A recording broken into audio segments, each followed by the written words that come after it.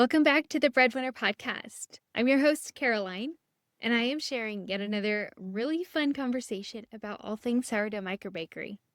For this episode, I thought it would be really fun to actually share directly from a bonus Q&A call that I did last week after the Breadwinner Summit. During my Q&A call on Tuesday of the summit, I didn't get to all the questions and we were having so much fun. The energy was so high that I spontaneously scheduled an extra one for the following day. And there were some really good questions in it.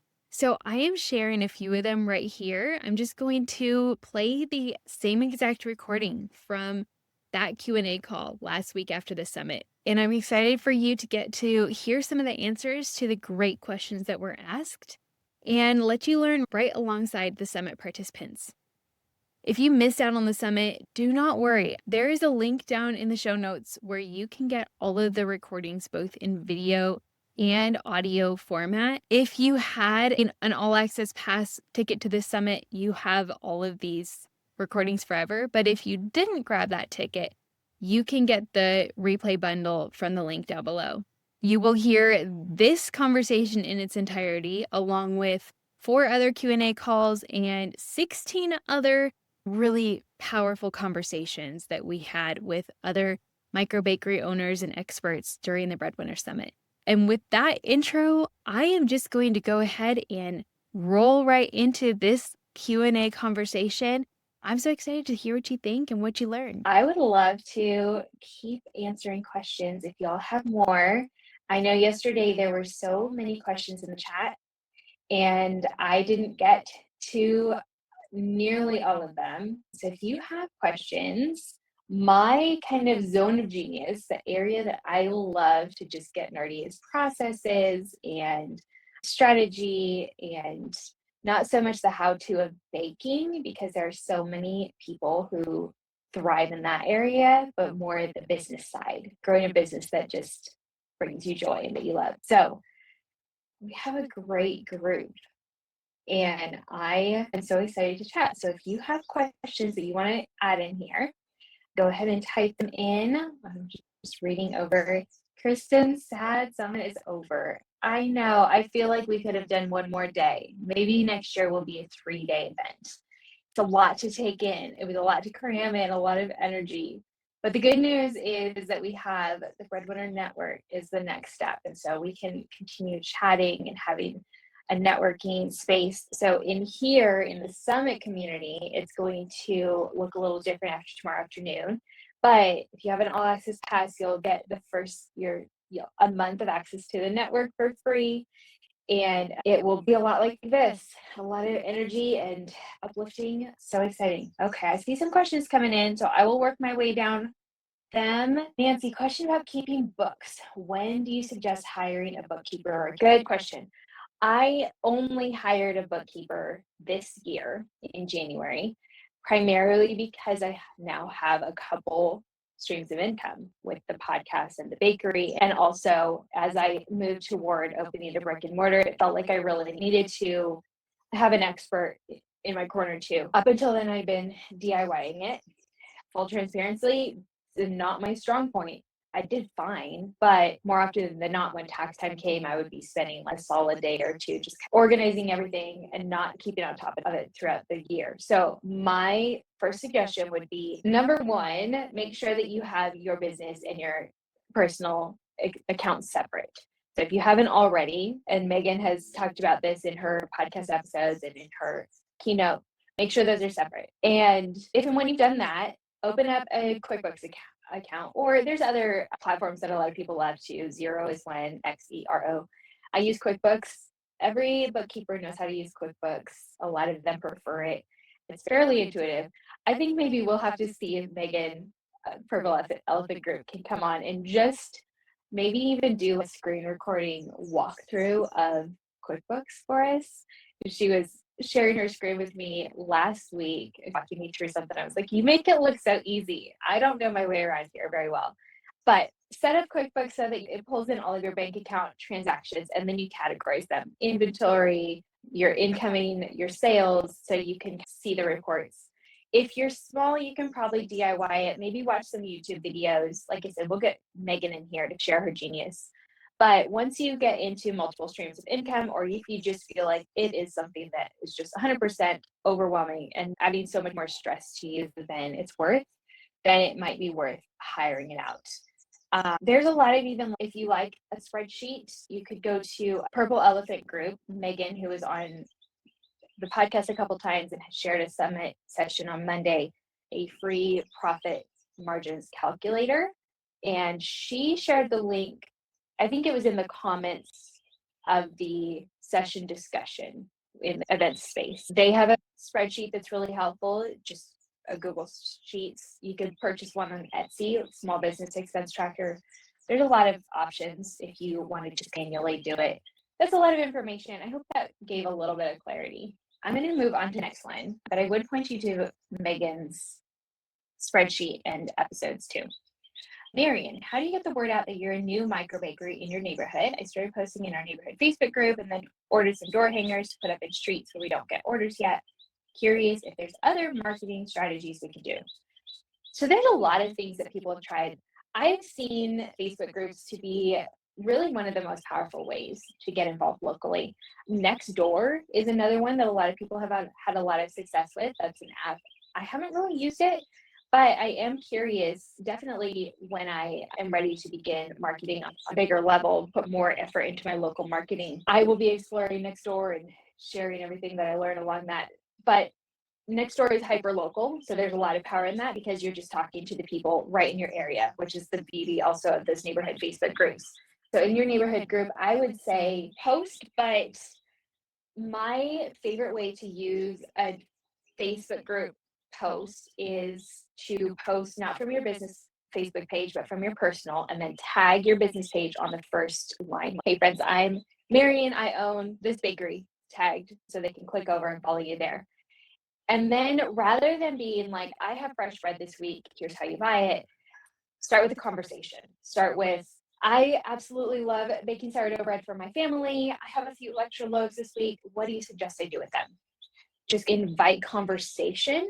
Or it could even be, are there some teacher lounges nearby that I could drop these off? Or invite people to share ideas, because people love to share their ideas.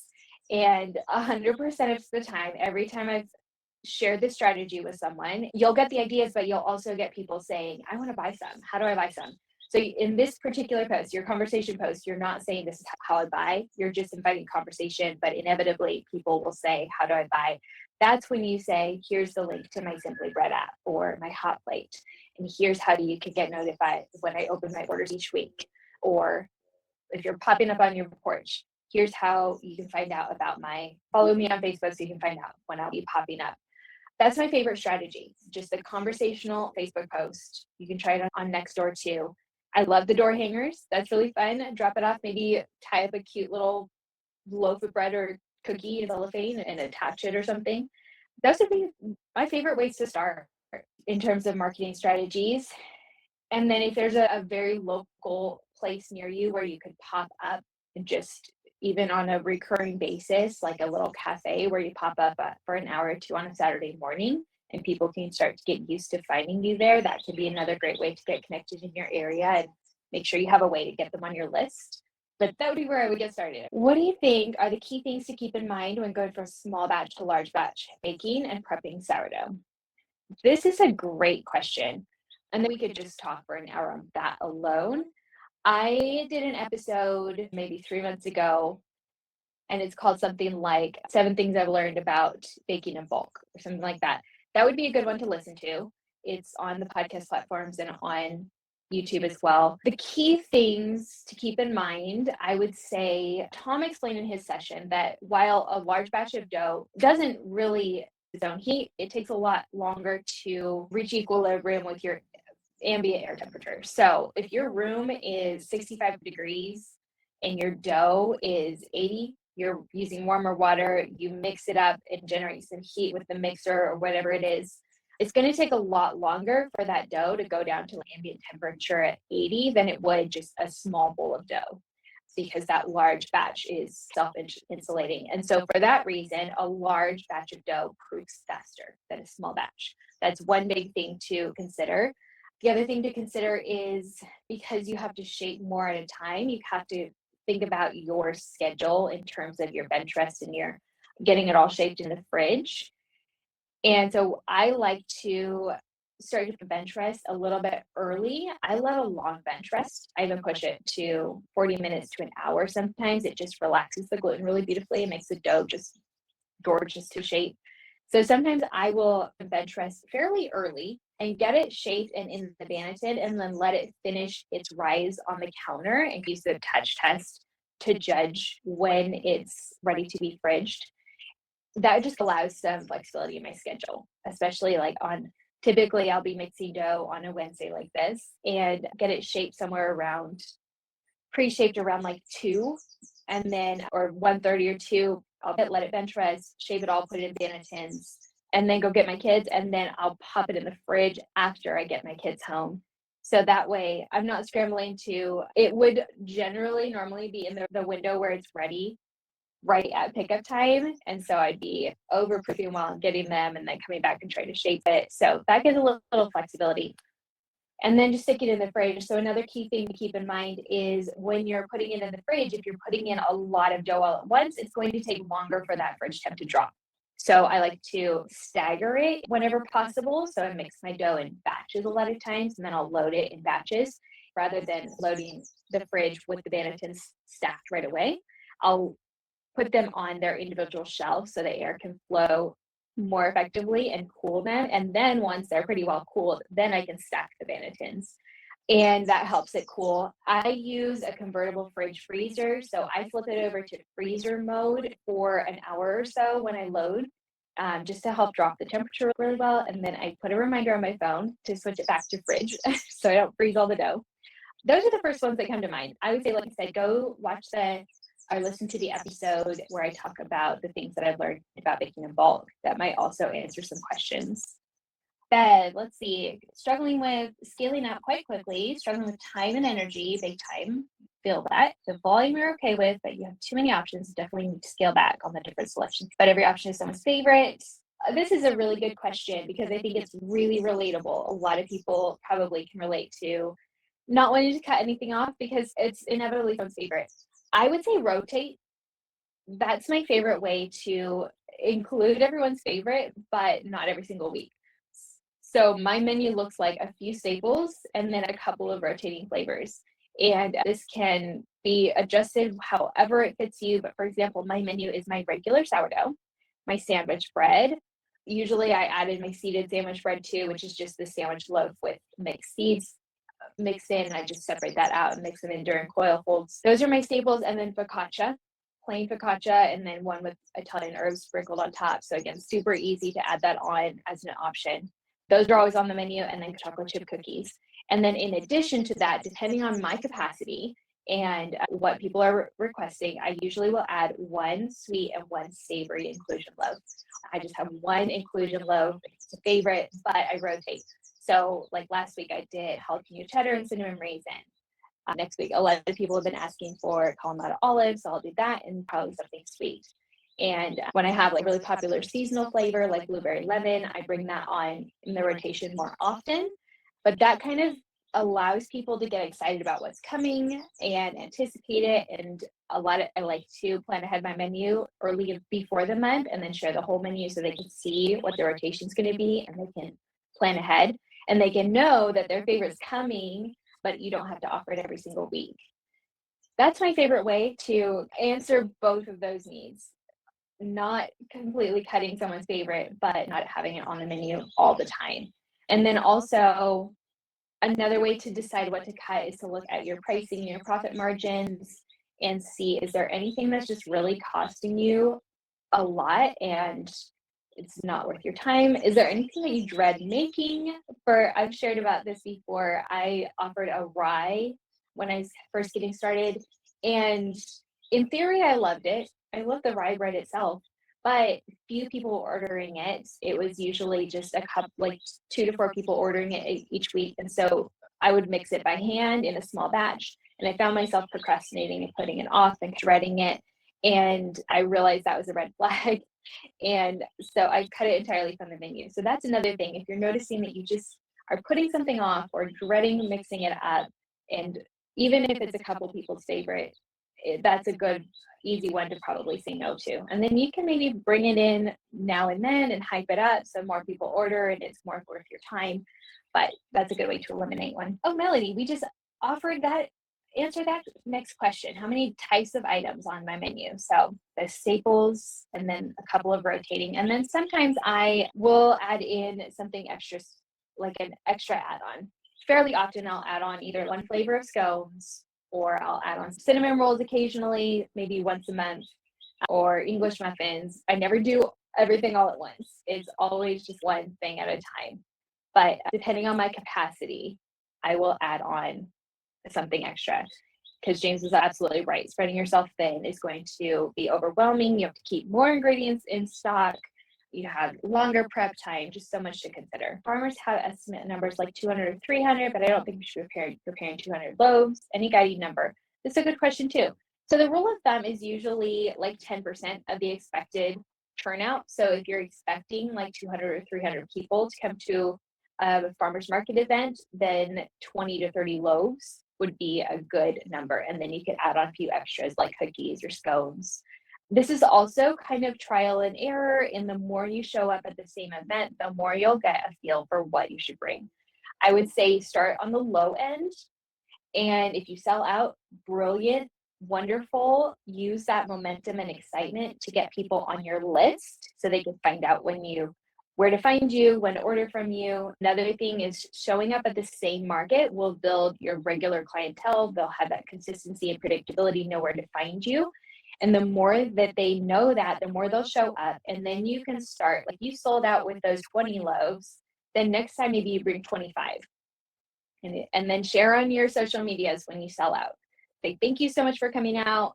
I shared 25 loaves with the community this week. Thank you so much for selling me out. And then next week, you bring 30. And if you sell out, beautiful. Share that hype, get people excited, because as they see those posts and they see people commenting, they're going to be like, wow, Namrata's bread is really popular. I need to try it too. And then maybe the next week you bring 35 and it doesn't sell out. And so maybe 30 is your sweet spot. And then as seasons ebb and flow and change, you may bring more before like a holiday week or less. I would say so consistency and just knowing that going to the same event repeatedly is key, really helpful. 10% is a good rule of thumb. And then just start lower and use that excitement and momentum of selling out to get people on your list and talking about you. Good question. All right, let's see. No matter how important is packaging, I see a lot of bakers fancy packaging. I think packaging needs to be professional and consistent, but it does not need to be expensive. You don't need like fancy twine or colorful branded stickers. You find the most cost-effective bags. If a lot of people use the brown window bags, that's what I use and love. I found the ones that are the most cost-effective that I can find. And I use one white thermal label with my branding and the information. And I think designing a label that looks professional and then just keeping that consistent on all of your products goes a lot further than having all of the, and then keeping your packaging, your bags themselves consistent in color also. So some bakers use all white, some bakers look for a color. Color's gonna always be a little more expensive. I like to use all brown. It just goes with the natural and organic and wholesome vibe that a lot of our businesses have. So general bags cost 30 cents per bag. I think you can find bags that are not quite that expensive. So mine are about 17 cents per bag. If you go to any of my podcast episodes or my YouTube episodes, not within the summit, but if you externally find me, or even just my website, carolinebauer.com/links. There we go. carolinebauer.com/links. That's probably the best place to find it. I have links to all of my favorite things, including my packaging. And I have shopped around a lot to find the most price effective. So my bread bags are about 16 to 17 cents each. Thermal labels are a penny or two each. So you can cut some costs. I would say just explore alternatives. I will say like bakery boxes are going to cost a little more. Some of my bakery boxes even cost almost $1. And It doesn't need to be fancy, just consistent and professional. Initial branding phase, how important. Don't get hung up on creating the perfect logo and color themes. Done is better than perfect. As sometimes, and I've done this before too, creating the beautiful branding experience can keep us from taking action. Choose something and go with it, and you can rebrand. I recently rebranded, and no one batted an eye. I kept my business name, but I even dropped the word "the" and I changed the way my labels looked. No one cares. No one's going to say, oh, she changed her logo. Just start with something that you like and just start moving forward. Don't let that slow you down. Melinda, how many payment options and which ones do you recommend to use at markets? So I use POS for credit card payments, and people can use Apple Tap to Pay on it. I use Square POS, and you can use the phone app. Works really well. I started out with that. The only fee is the credit card transaction fees, and then you can purchase a reader. They've got the little mobile readers that you can tap or scan, and so that's receiving your credit card payments.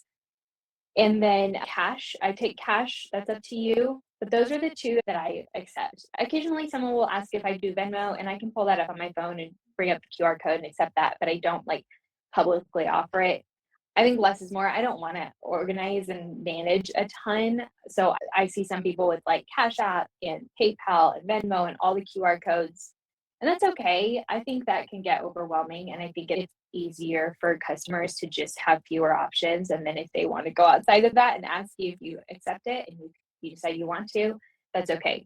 But I think less is more. So really, I would just say use something like Square to accept credit card payments and then cash. All right, I'm back. Was that not so fun? So many good questions. I loved that. I love Q&A calls. They are so fun and energizing.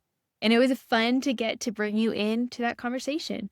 You may have been a part of it, but a lot of you were not, and I thought it'd be a really great way to share some answers to some great questions. As always, if you haven't followed the show yet, make sure you're doing that so you don't miss an episode. And if you loved this episode, or if you've listened to a different one that really taught you something or got your wheels turning, hit share, whether you share it to your Instagram stories or share it in a message to a fellow baker. Send it over to someone else who would learn from it. That is a great way to help the show grow and help more people find it so that we can all continue building thriving businesses together. As always, I will be back with another episode very soon. But until then, happy baking.